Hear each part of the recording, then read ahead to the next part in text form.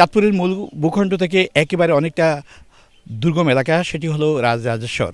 পদ্মা মেঘনা বেষ্টিত এই চরটির মানুষের জীবনযাত্রা অনেকটা কঠিন জীবন যুদ্ধের মধ্যে দিয়ে কিন্তু চলে। এখানে মেহেরুন্নেসা বৃদ্ধা এবং তার মেয়ে আছেন শাহিদা বেগম। তারা বলেছেন যে তাদের বয়সে কখনো এই চরের মধ্যে ইটের রাস্তা দেখেননি।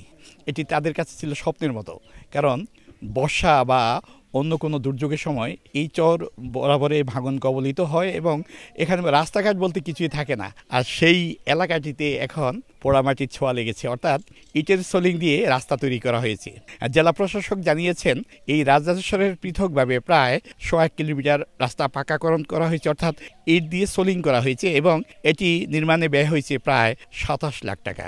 আর চরের মানুষ এমন রাস্তা দেখে সত্যিই খুশি। শুধু খুশি নয়, তারা বলেছেন এটি তাদের জন্য একটা আশীর্বাদও বটে। ভালোই সুবিধা আলহামদুলিল্লাহ, বালা করছেন।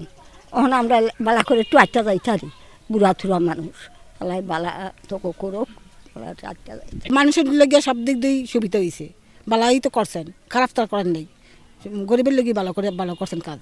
ছাত্র উদ্বোধনের পরে যে কাজগুলো হইতেছে ইনশাল্লাহ ভালো হইতেছে। আগের ছেলেমেয়েরা কাদা দিয়ে স্কুলে যেতে পারতো না, এখন ইনশাল্লাহ তারা কি করতে বর্ষাকাল স্কুলে যেতে পারবো। সুবিধা ভালোই, মানে মানুষ যাইতে আবার স্কুল কলেজে মানুষ যাইতে আবার অটোমোটো যাইতে ভালোই হয়েছে, সুবিধা হয়েছে। এই ইতিহাসে আমরা মানে কল্পনাই করতে পারি না যে রাজরাজেশ্বর কোনো দিন ইটের পাকা রাস্তা হবে।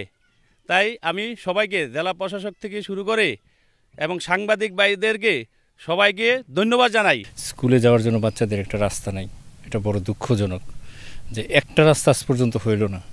এটা কেন হইল না সে ব্যাকগ্রাউন্ডে আমি যাব না। আমি শুধু বলবো জেলা প্রশাসক হিসেবে আমার সাথে সদর উপজেলার ইউনো, আমাদের ইঞ্জিনিয়ার সবাই আসছে। এর মানে হচ্ছে আমরা কিছু করতে চাই। শুধু দুইটা দিয়েই শুরু বলে শেষ বলবো না, মাত্র শুরু হয়েছে।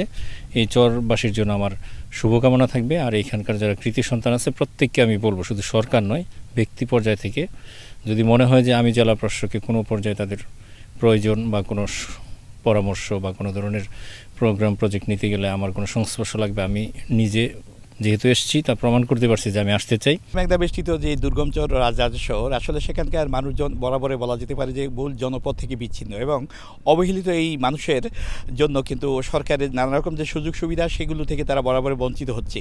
আমরা দেখেছি যে একজন মেহেরুন্নেসা কিংবা তার মেয়ে শাহিদা বেগম, তারা বয়সের বাইরে নুয়ে পড়লেও তারা কিন্তু এই গ্রামের সড়কে কিন্তু পাকা দেখেনি কখনো, অর্থাৎ ইটের ছোঁয়া দেখেনি। এবার তারা ইটের ছোঁয়া দেখেছে এবং তাদের মতো অসংখ্য মানুষ যারা এই পদ্মা মেঘনা পাড়ি দিয়ে মূল ভূখণ্ডে থেকে তারা আবারও তাদের আপনের সেই চরে ফিরে যাচ্ছে এইভাবেই।